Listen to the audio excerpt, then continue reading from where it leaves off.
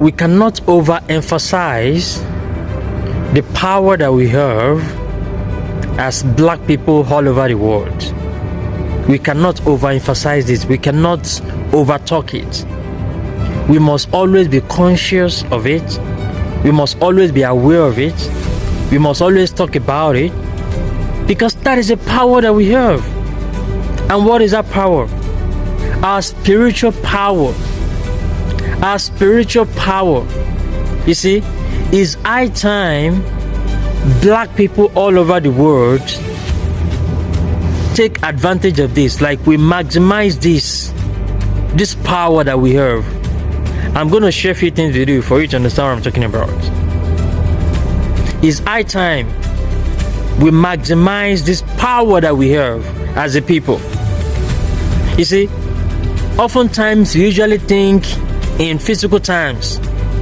Many of these guys, they have brainwashed us into believing that, oh, it's all about military strength, it's all about you having weapons, you having nuclear weapons, having guns, having this, having that, without you being conscious of more important weapon that you have, of more powerful weapon, more potent weapon that we have as a people.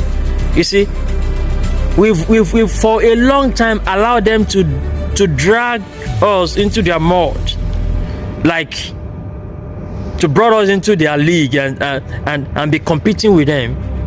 But we must understand who we are and what we have as a people.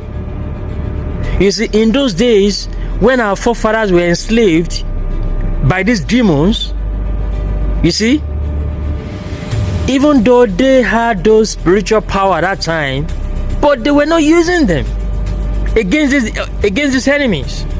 They were not using the power that they have against their enemies. For example, let me give you examples. During the time when, during the 80, revolution for freedom, when they fought for their freedom, that was the first black revolution against the colonial master, against the slave masters that they won. When they fought against them, they were using physical fight. They were fighting with them with physical weapons.